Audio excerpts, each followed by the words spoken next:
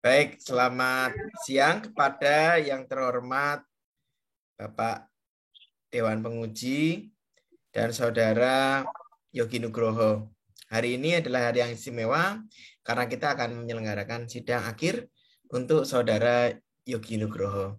Sebelum dimulai, saya sampaikan beberapa mekanisme akhir bagaimana sidang akhir skripsi pada hari ini. Struktural Dewan Pembimbing dan Penguji pada sidang hari ini yaitu saya dosen pembimbing kedua yang bertugas juga untuk menggantikan dosen pembimbing pertama dalam sidang ini yaitu Bapak Budiari Pitama. Lalu Dewan Penguji, Ketua Dewan Penguji sekaligus anggota Dewan Penguji pertama itu Bapak Yadara Buloh dan Dewan Penguji kedua Bapak Ade Saputra.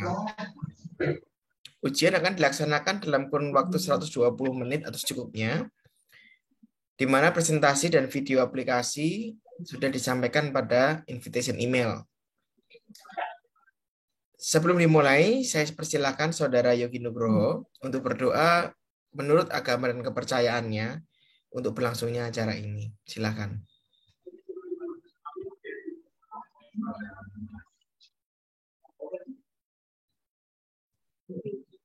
Baik, terima kasih Saudara Yogi Nugroho. Terima kasih sudah mempresentasikan hasil penelitiannya dalam video yang telah disampaikan kepada dosen pembimbing dan penguji pada invitation email. Sekarang saya persilakan Dewan Penguji untuk bertanya. Kesempatan pertama kepada Bapak Yadara Buloh untuk bertanya. Silakan Bapak. Ya, terima kasih ya Pak Kemana. Halo, Assalamualaikum warahmatullahi wabarakatuh. Mas Yogi, apa kabarnya? Waalaikumsalam warahmatullahi wabarakatuh. Baik, Pak. Ya, semoga kamu dalam keadaan sehat walafiat ya. Ya. Oke. Pertama-tama saya ucapkan selamat ya. Kamu sudah lolos di posisi ini dengan sesuatu yang mudah dicapai ya. Yang kamu sidang akhir apa sidang proposal? Sidang akhir, Pak. Oke.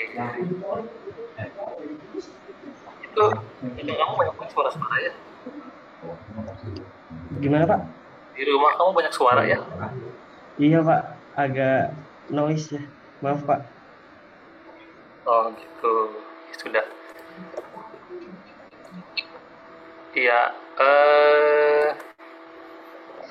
Saya mungkin komentarnya nggak banyak ya, Mas Yogi ya. Iya, Pak. Ini saya lihat dalam skripsi kamu kan mengenai data mining ya. Ya, data mining lebih kepada klasifikasi calon debitur ya. Iya. Menggunakan random forest ya. Ini kasusnya di BFI Finance cabang Nurila. Ini tempat rumah kamu atau gimana? Itu kebetulan perusahaan di tempat abang kandung saya yang bekerja, Pak. Oh, di kakak kandung kamu bekerja? Iya, betul, Pak. Oh, oke. Nah, sebelum saya masuk ke pembahasan ya, saya mau tanya dulu, emang ada masalah ya kalau ketika para debitur itu pengajuan dana sehingga harus diklasifikasi seperti ini? Emang ada masalah ya sebelumnya? Iya, kalau sebelumnya itu dia banyak kasus seperti kredit macet, Pak, di PT BFI Finance itu, Pak. Oke, terus? Ya, jadi kurangnya klasifikasi yang dilakukan oleh PT BFI Finance untuk menentukan layak atau tidak layaknya calon debitur di perusahaan PT BFI Finance sehingga menimbulkan banyak kasus seperti kredit macet, Pak. Jadi banyaknya para kreditur yang tidak membayar kredit secara tepat waktu, Pak. Gitu. Jadi masalahnya kredit macet ya, bukan di Iya. Betul, Pak, kredit macet, Pak. Kredit macet ya, bukan pengajuan ya. Tapi kamu di sini fokusnya ke pengajuan ya. Iya, jadi untuk pengajuannya itu supaya bisa menentukan layak atau tidak layaknya, Pak. Jadi untuk mengurangi kasus kredit macet yang sering terjadi di PT BFI Finance, Pak. Memang kalau kalau apa namanya, kalau kredit macet itu gara-gara pengajuannya nggak benar gitu.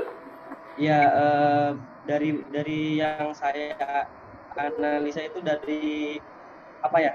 eh, Masuk dari parameter yang digunakan untuk menentukan kelayakan calon debitur, Pak. Ya kan artinya kalau orang sudah dapet kredit, berarti Ya. sebenarnya orang udah layak dong.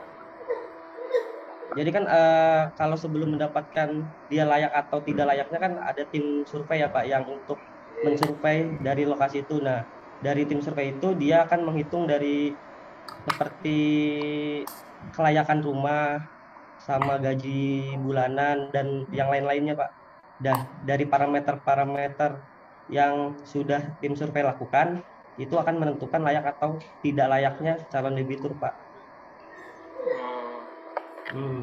tapi saya masih nggak ini saya masih nggak habis pikir kenapa ada kaitan Hmm. kredit macet ya. Kan kalau orang sudah dinyatakan layak ya sudah gitu.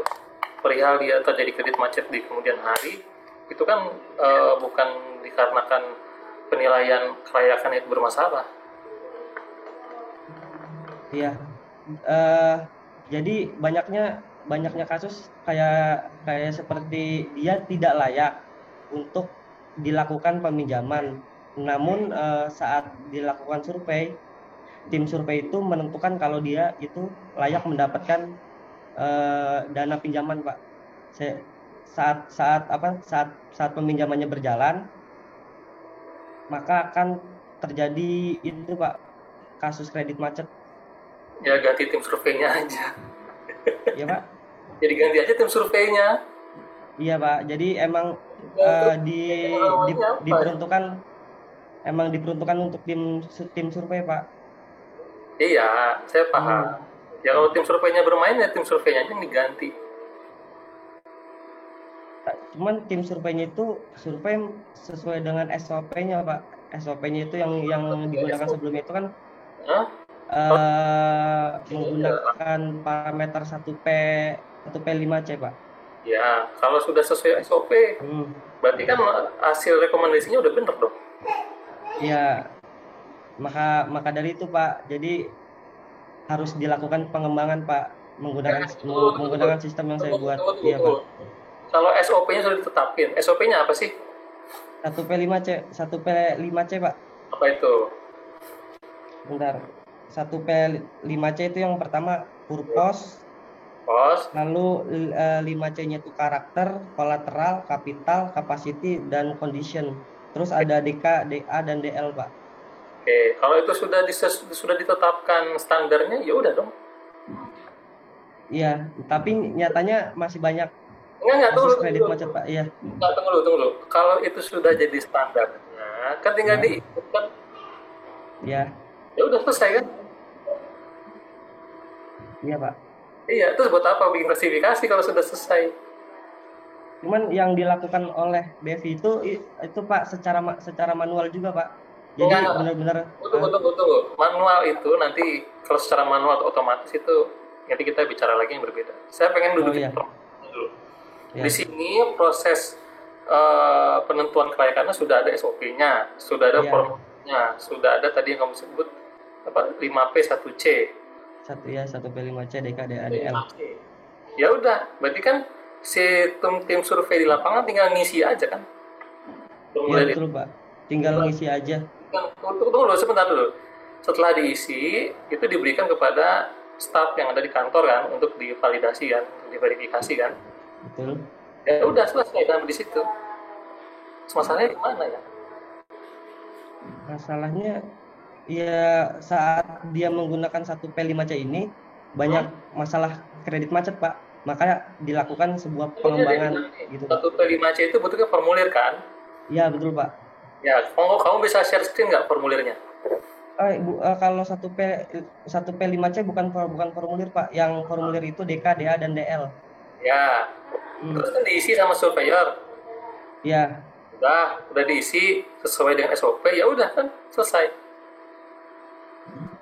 iya Pak, benar Pak. Iya, selesai udah. Terus Apa hubungannya? Cuman cuman ini pas 1P5C-nya ini dia biasanya melalui omongan. Jadi seperti C itu yang pertama adalah karakter. Jadi si surveyor ini kan ngelihat dari karakter si calon debitur.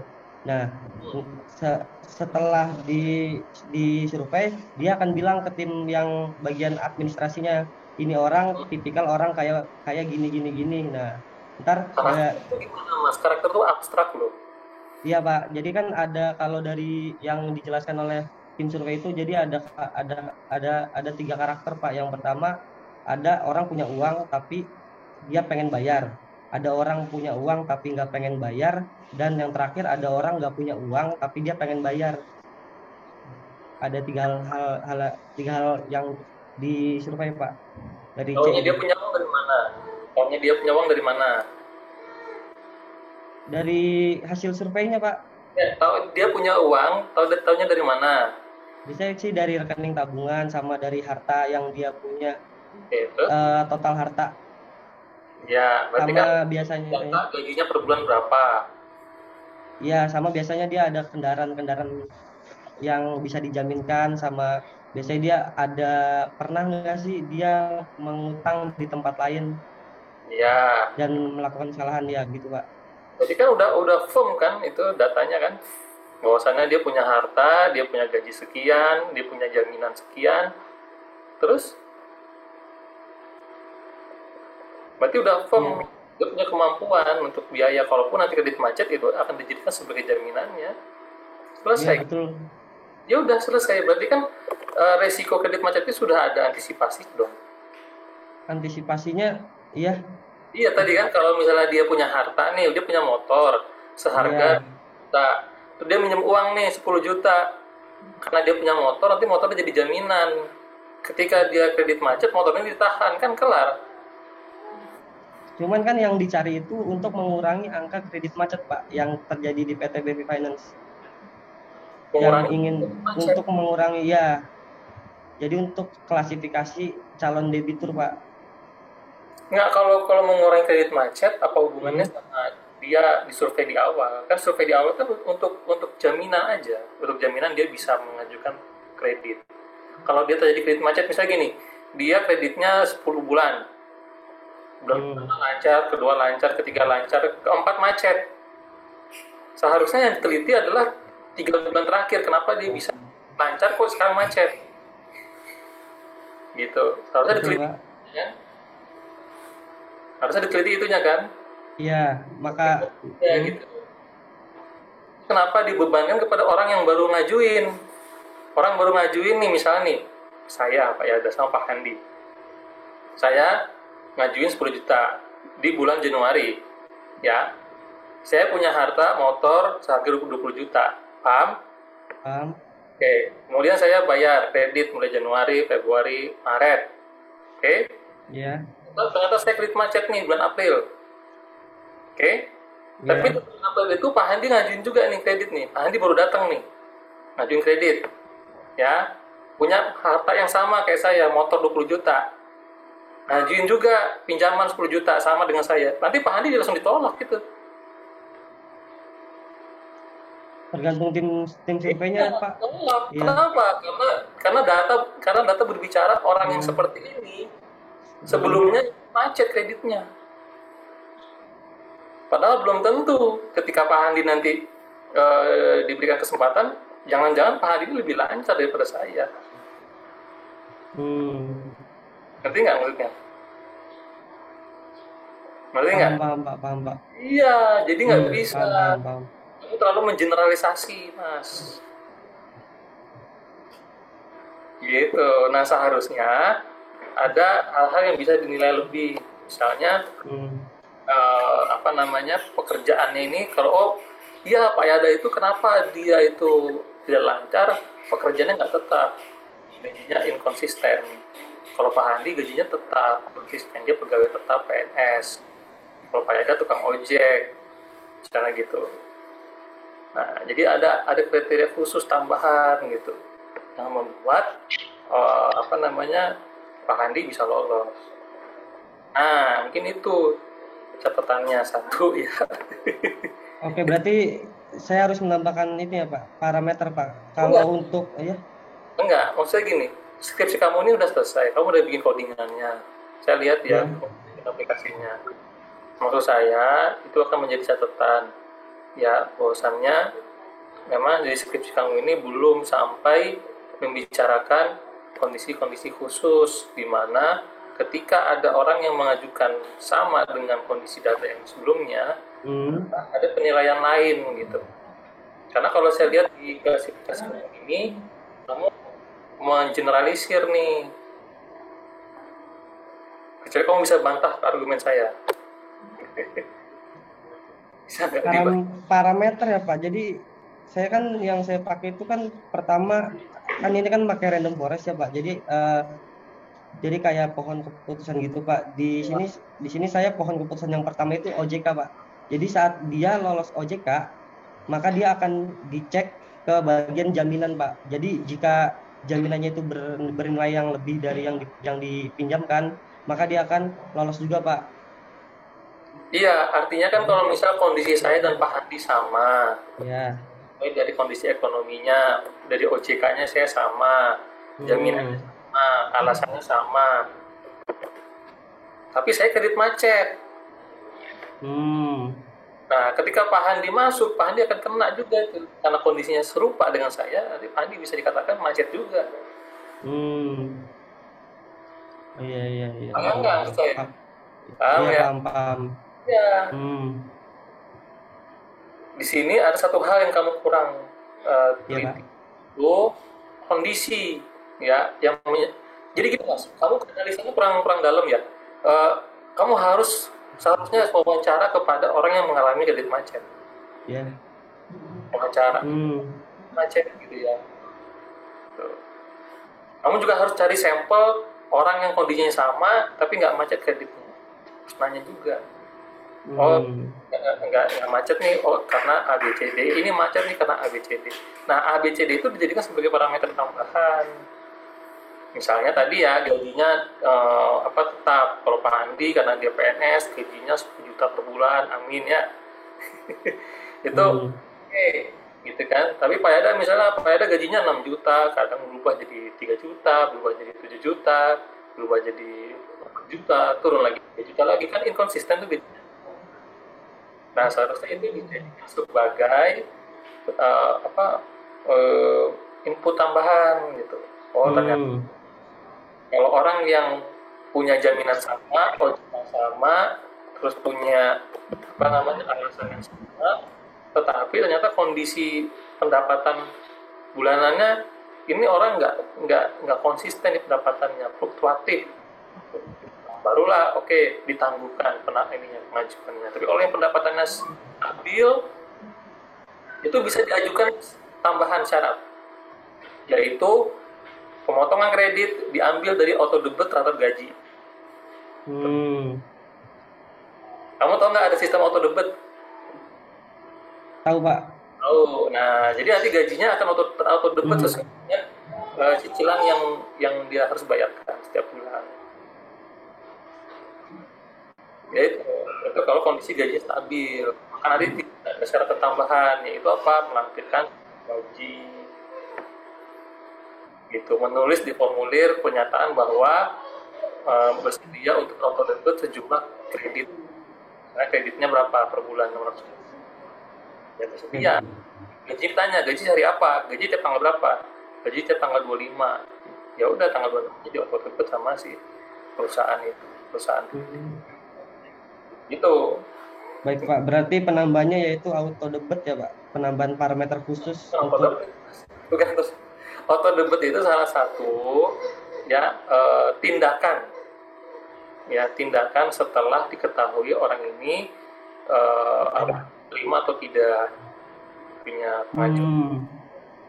Tetapi untuk bisa sampai menghindari dari kredit macet, ya kita harus menambahkan parameter yaitu kondisi pendapatan bulanan, gitu ya. Apakah dia stabil atau tidak stabil, gitu ya.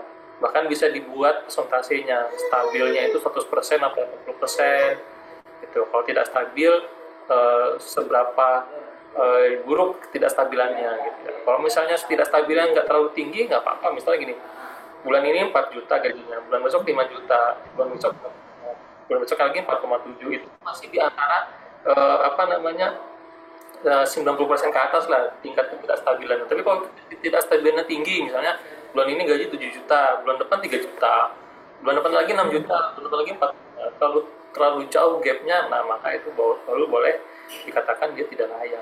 Ini baru satu hal ya, belum nanti hal yang kedua, yang ketiga, yang keempat, yang kelima. Misalnya pengeluaran gitu, nanti pengeluaran juga termasuk harus yang dijadikan sebagai parameter tambahan. Itu misalnya apakah dia punya anak gitu ya, apakah dia punya tanggungan misalnya penyakit, dia punya riwayat penyakit atau tidak gitu ya. Karena bisa jadi ketika dia ngaji dia dalam kondisi sehat, tetapi dia sebenarnya punya potensi penyakit ginjal misalnya gitu. Atau dia punya rekam medis yang kurang baik misalnya gitu ya. Nah, dikhawatirkan ketika di tengah-tengah kredit dia harus berobat, maka duitnya buat berobat dong kan gitu. Nah, ini juga bisa menyebabkan kredit macam. Nah, hal seperti itu seharusnya kamu diteliti dulu di awal. Ya kalau begini, yang kamu buat ini saya lihat ini lebih kepada ya untuk pengajuan saja, diterima atau tidak. Jadi nggak ada urgensinya dengan menanggulangi atau mengurangi resiko adanya, tidak ada relevansinya. Oh, Pak, sebentar. Jadi keenam parameter yang saya gunakan ini sebenarnya ini berupa data, Pak. Jadi saya contoh ini di kemampuan. Jadi tim survei ini di data yang ada di dalam kemampuan ini dia juga mensurvei dari contoh dia calon debitur dia dapat gaji bulanan 10 juta, Pak, dengan gaji tetap. Terus dia mempunyai anak 2 yang masih sekolah. Sama contoh seperti dia bayar listrik dengan menampilkan rekening listrik, Pak. Jadi ntar di dalam parameter ini di dalamnya mencantumkan data-data yang saya sebutkan barusan, Pak. Jadi ini saya sederhanakan aja, Pak, untuk dimasukkan ke dalam sebuah sistem gitu, Pak.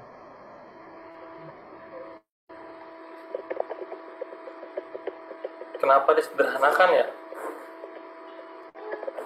Diringkas, Pak, supaya lebih efektif dalam hal waktu, Pak. Jadi si admin ini kan dia tuh sehari itu bisa memproseskan sampai ratusan sampai ribuan ya, Pak. Jadi untuk di ACC-nya di ACC-nya pinjaman itu biasanya memerlukan waktu sampai 7 hari, Pak. Gitu, Ya Pak. kalau itu kan dengan adanya komputer ini, dengan adanya komputasi kan harusnya nggak ada masalah mau dia banyak ataupun sedikit. Iya, Pak. Jadi ya sebelumnya enggak, Pak. Sebelum itu manual, Pak. Jadi Ya, cuma di makanya input ya. ini kan yang akan proses adalah komputer. Ya, Proses komputer nggak ada masalah mau parameternya banyak atau sedikit. Yang saya tanya kenapa kamu persingkat? dipersingkat dipersingkat di dalam programnya, Pak. Program yang saya buat. Kan gini Mas, ya berpikir komputasi ya.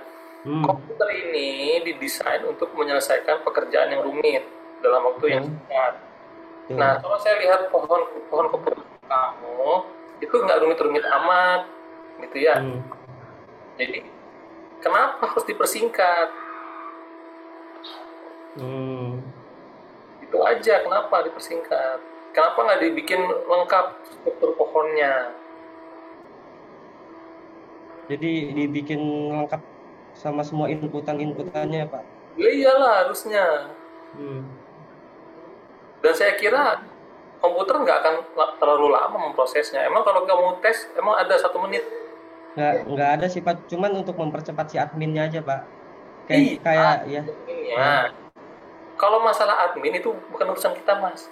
Kita orang teknik, informatika, ngomongin komputer, nggak ngomong admin.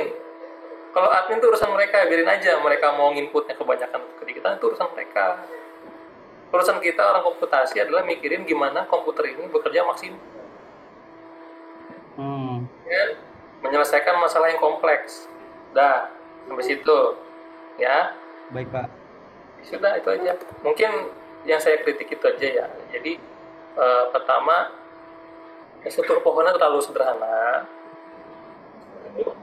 Terus yang kedua, apa namanya, tidak ada parameter khusus yang menyatakan misalnya kondisi apa keuangannya fluktuatif atau dia ini kamu dicatat nggak nih? Nggak dicatat. Iya, Pak. Saya sambil pegang HP, Pak. HP Dicatat, Pak. catat gimana di HP, di chat ya gitu. Diketik, iya, Pak. Iya, saya ulangi. Yang pertama, Ya. struktur kamu harus terlalu singkat. Kelas skripsi ya. Iya, Pak.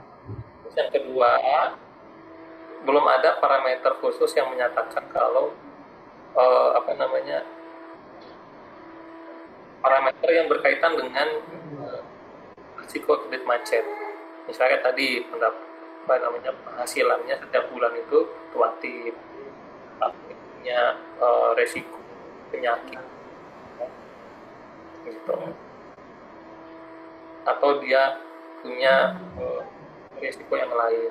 Nah, belum ada di dalam struktur pohon kamu ya, yang saya lihat ya, struktur pohon kamu ya, itu lebih kepada sesuai dengan SOP-nya aja. Betul nggak? Iya, Pak. Ya. Jadi belum melihat core problem kredit macet itu kamu belum lihat. Core problem kredit macet belum kamu lihat, belum kamu angkat menjadi salah satu bagian di dalam pohon keputusan. Ya. Itu aja mungkin dari saya, Pak Handi. Handinya hilang. Baik, Pak. Terima kasih, Pak. Ya, Pak. Oke. Ya, memang saya biasanya nutup kameranya bentar gitu. Saya berada di depan komputer. Oke, terima kasih Bapak Yadara Bulo sudah memberikan saran, komentar, dan kritik yang membangun untuk penelitian dari Saudara Yogi Nugroho. Saya persilakan sekarang yang kesempatan kedua yaitu kepada Bapak Ade Saputra untuk memberikan saran, kritik, lalu pengembangan untuk penelitian dari Saudara Yogi Nugroho. Silakan Bapak. Baik, terima kasih Pak Handi. Selamat siang, jelang sore. Yogi, apa kabarnya? Halo, Pak. Selamat siang menjelang sore. Baik, Pak. Ya, alhamdulillah sehat-sehat aja ya. Oke, jadi sebelumnya saya ucapkan selamat ya, sudah masuk ke ya bisa dibilang tahapan terakhir lah ya. Dan penentu nih, kamu akan lulus ya, atau masih menunggu dulu. Jadi apa namanya? Saya di sini dan Pak Yada sebenarnya ditunjuk untuk ya memberikan masukan ya, kami sebagai penguji di sini ya untuk agar skripsi kamu itu lebih baik lagi lah ya, lebih diperkaya lagi ya. Jadi mudah-mudahan bisa selesai ya. Dan usahakan nanti masukan-masukan ini segera diperbaiki ya, dipenuhi ya, jangan menunggu lagi soalnya karena ini udah mepet kan ya, biar dapat didaftarkan untuk lulus ya. Baik, Pak. Baik, saya apa namanya akan mencoba membahas tentang sistematika penulisan ya di sini. Kamu bisa buka ini enggak? Kamu bisa share ini kamu, skripsi kamu.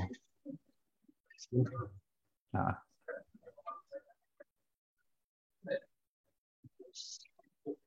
Share screen ya. Iya. Host disable participants share Coba lagi, Mas. sharing. Coba lagi tuh, Pak Andi udah bantu.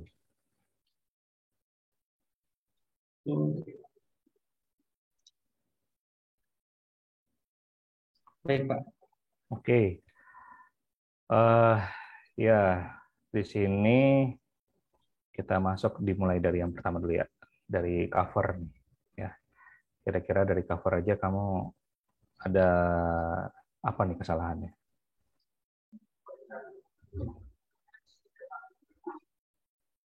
Apa kira-kira?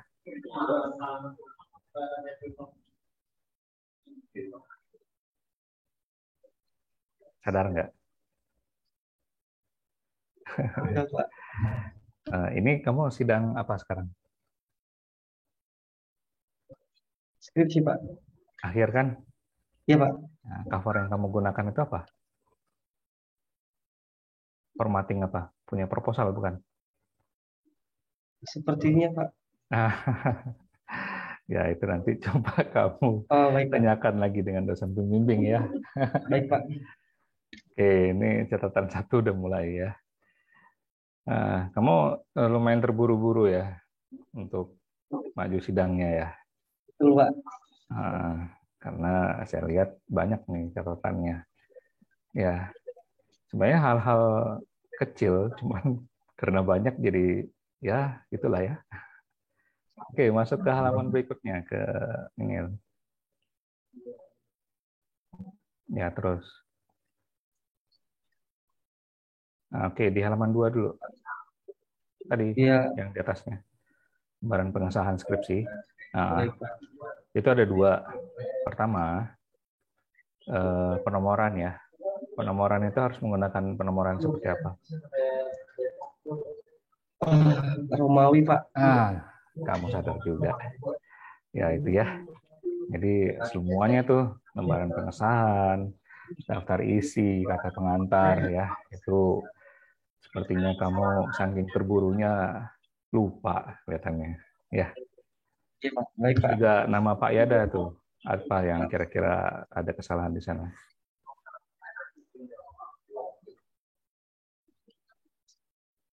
Dibandingkan yang lain.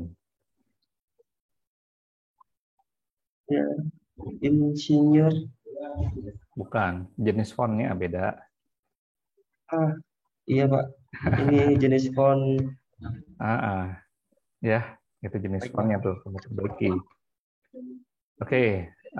Mohon maaf sebelumnya, mungkin Mas Jogi jangan lupa ditulis ya Mas ya. Baik, Nanti Pak. dikirimkan kembali kepada saya. Baik, siapa? Betul. Ya sekalian Pak Andi, ditulis. Pak Andi Atau enggak kalau di wanti-wanti situ itu. nanti kamu kasih highlight atau apa supaya kamu tahu gitu ya.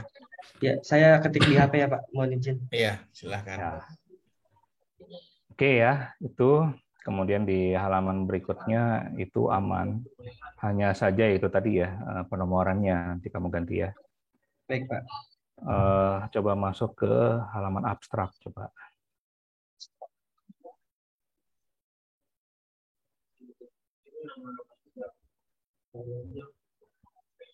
Oke, kalau di sini ini menurut saya nanti mungkin apa namanya bisa ditanyakan ke Pak Yada lagi ya. Ini hasil dari penelitian ini belum menunjukkan nih apa seperti apa akhirnya statementnya ya. Itu nanti mungkin kalau menurut saya sih bisa diperbaiki lagi ya. Baik, Pak. Itu nanti coba bisa kamu tanyakan ke dosen pembimbing pertama ya, ataupun ke Pak Yada nanti bagaimana ya. Baik, Pak. Kemudian untuk kata kuncinya itu jangan lupa di bold ya. Coba. Dah, dimasuk ke daftar isi coba. Daftar isi. Nah, itu ada apa tuh yang salah di situ? Error, Pak. Itu kan. Kamu itu hal-hal sekecil ini. Terus apa lagi yang kira-kira yang salah? Kecil sih. Itu coba kamu lihat di bab 2 sama bab 3 tuh. Ada apa di situ? Kecil memang. Bab 2 underscore-nya itu dihapus ya. Sama bab 2. Underscore. Baik, Pak. Ya. Sama juga di bab 5-nya pun juga di daftar isi juga begitu ya, di halaman berikutnya. Ya. Oke, sekarang masuk daftar gambar, coba. Daftar gambar itu ada 2 tuh. Yang pertama itu gambar 3.4 sama gambar 4.1. Itu kenapa italic? Oh iya, 3.4, 4.1. Terus pohon keputusannya juga kenapa italic kan bukan bahasa Inggris. Ya. Baik, Pak. Nah, terus ini itu nanti aja lah ya. Sebenarnya sih di gambar 4.5 kalau misalkan kamu klik di ininya di gambar 4.5 coba bisa nggak kamu biar cepat aja lah. Nah, oke, itu gambarnya mana? Iya Pak, terpisah dia Pak. Itu sadarkan. Baik Pak. Ya. Oke, itu usahakan pointingnya kemana sesuai halamannya ya, jangan cuman keterangannya aja. Jadi usahakan gambar dan keterangan itu di satu halaman, jangan terpisah. Oke, balik lagi ke daftar isi tadi. Ada satu lagi. Ya, daftar gambar, sorry. Daftar gambar tadi.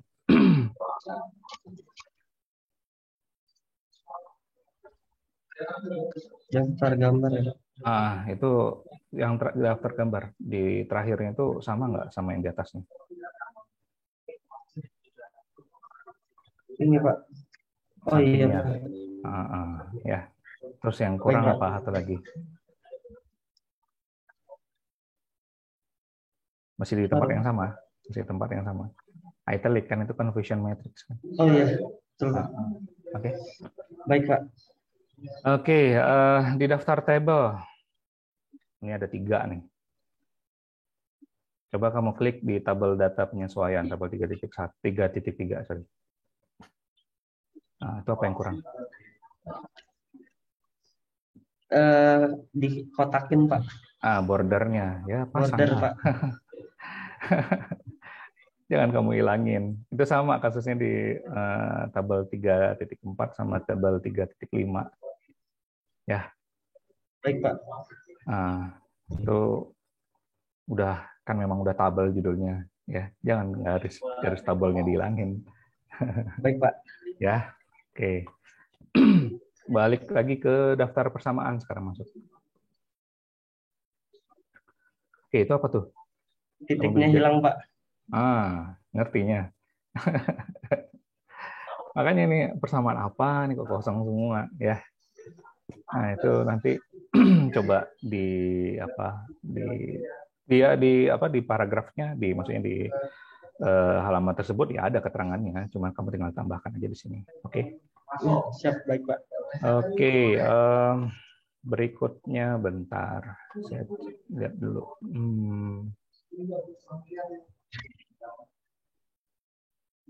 Oke, ke halaman 20 coba. Bab 3.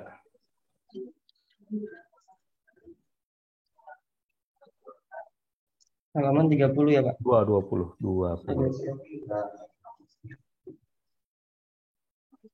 Atas. Udah kelewatan. 20, oh iya. Ini itu 20 bawah.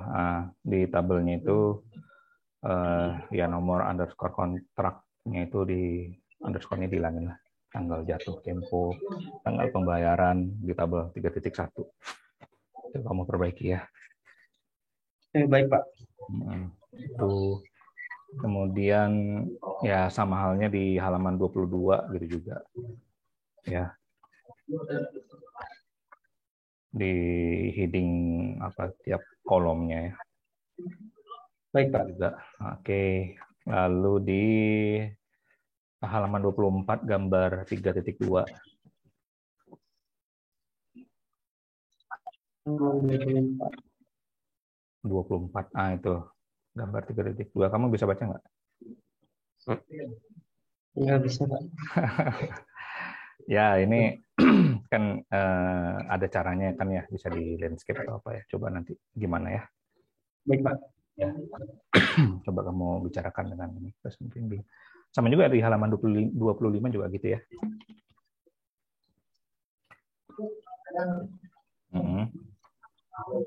Kalau yang di tabelnya tadi udah ya, tabel 3.3 udah. Itu border yang ada. Terus masuk ke Bentar, ini.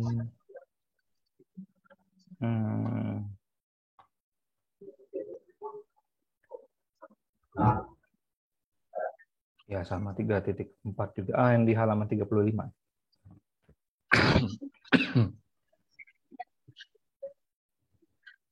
Oh iya Pak, sendirian dia Pak. Kosong itu, banyak banget kosongnya. Ya, Baik Pak. sebenarnya bisa dinaikin. Ya, nanti saya atur Pak. Oke. Kemudian di bab 4 itu nanti saya kasih aja lah ya. Ada berapa typo sama italic yang. Sekarang coba lihat di halaman 39. Di gambar 4.1.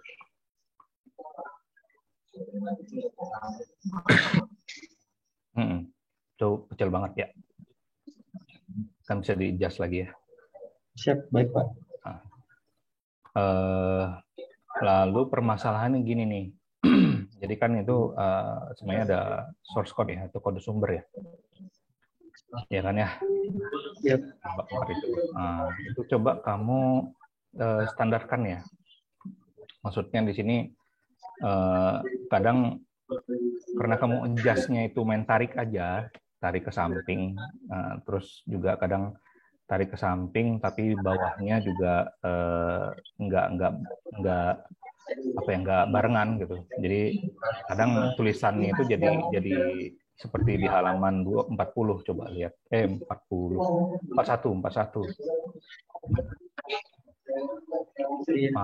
Kan jadi kamu narik aja tuh ya, ataupun kamu pendekin ya. Jadi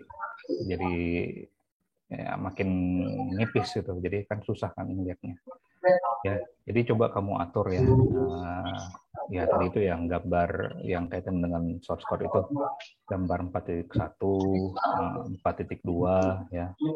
Baik Pak. 4.3, 4.4 ya.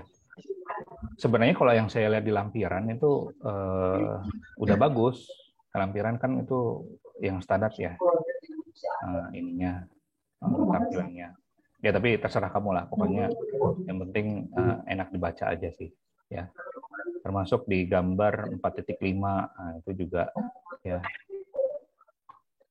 Itu juga gitu. Kalau di halaman 44 itu coba di gambar 4.6. Itu usahakan background-nya putih aja. Kalau enggak kan yang makan tintanya. Ya. Baik Pak. Sama juga di halaman 46, gambar 4.7. 46 terus saja. Ya. Itu juga sama. Ya, yang di halaman 47 gambar 4.8 itu informasi yang di bawahnya itu nggak kelihatan, kecil ya. Coba kamu bisa adjust lagi ya. Baik Pak. Itu kalau yang 4.9-nya udah lumayan sih, tapi kalau misalkan bisa kamu atur lagi nggak apa-apa ya, itu bagus. Oke, kemudian di bab 5 penutup itu halaman 53.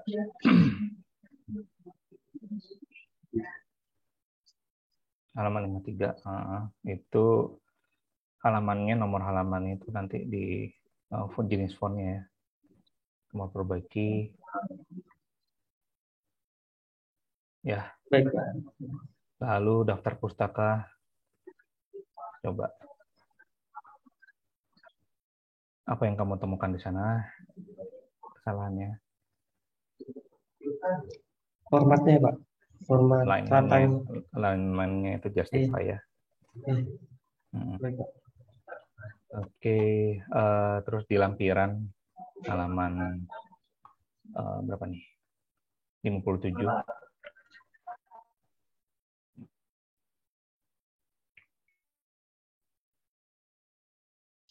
Nah, itu usahakan isinya jangan bold ya. Yang di bold itu cuman Baik, Pak. judul dari tiap kolomnya aja. Ya. Sama tuh, terus sampai ke bawah. Ya. Saya rasa itu aja. Ya, catatannya lumayan banyak. Ya, mudah-mudahan ngebantu kamu untuk memperbaikinya. Ya. Baik, Pak. Terima kasih. Saya kembalikan ke Pak Handi. Terima kasih Pak Ade. Ya, sama-sama. Oke, terima kasih. Oke, terima kasih kepada Bapak Ade Saputra sudah memberikan saran, kritik, ide untuk penelitian dari Saudara Yogi Nugroho. Sekarang Saudara Yogi Nugroho akan saya pindahkan ke waiting room terlebih dahulu. Kami, dosen pembimbing dan Dewan Penguji akan rapat singkat untuk menentukan apakah Anda lulus atau tidak. Silahkan tunggu di sana. Sewaktu-waktu akan saya panggil kembali ke ruangan sidang online ini. Seperti itu ya. Jangan lupa juga tolong kirimkan AK01 melalui WhatsApp kepada saya. AK02 atau form pendaftaran sidang ini, gitu ya. Baik, Pak. Oke, gitu. Jangan lupa juga tadi catatan dari dosen penguji juga dikirimkan ke saya. Terima kasih, mohon dikirimkan sambil menunggu di waiting room. Terima kasih. Baik, Pak. Terima kasih.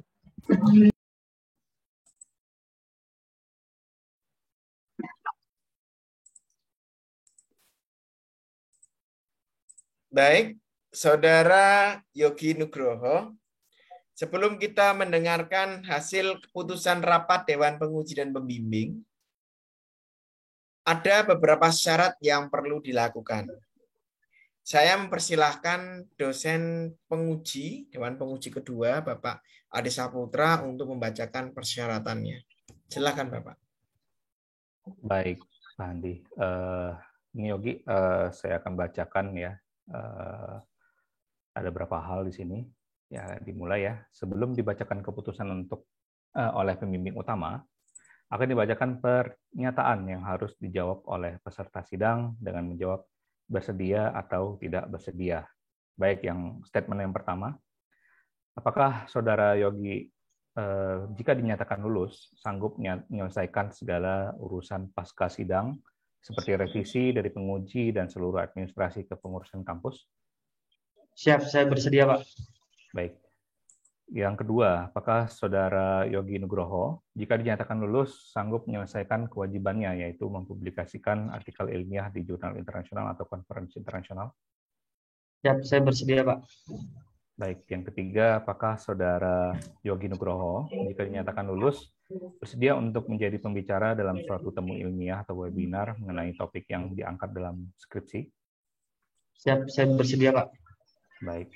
Berikutnya, apakah Saudara Yogi Nugroho, jika dinyatakan lulus, sanggup menulis artikel untuk berita yang akan dimuat di media massa? Siap, bersedia, Pak. Yang kelima, apakah Saudara Yogi Nugroho, jika dinyatakan lulus, bersedia mengikuti rangkaian kegiatan yudisium hingga wisuda? Siap, bersedia, Pak. Baik, terima kasih atas jawaban Saudara Yogi Nugroho. Kini waktunya mendengarkan keputusan hasil sidang yang akan dibacakan oleh pembimbing utama yang diwakilkan oleh Pak Handi. Silakan Pak Handi. Baik, terima kasih Bapak Ade Saputra sudah membacakan persyaratannya. Oke, tiba di akhir acara sidang pada hari ini. Oke, saya akan bacakan ya hasil keputusannya. Saudara Yogi Nugroho, berdasarkan rapat Dewan Penguji, maka kami memutuskan bahwa skripsi dengan judul klasifikasi calon debitur menggunakan data mining dengan metode random forest pada PT BFI Finance Tbk cabang Meruya dinyatakan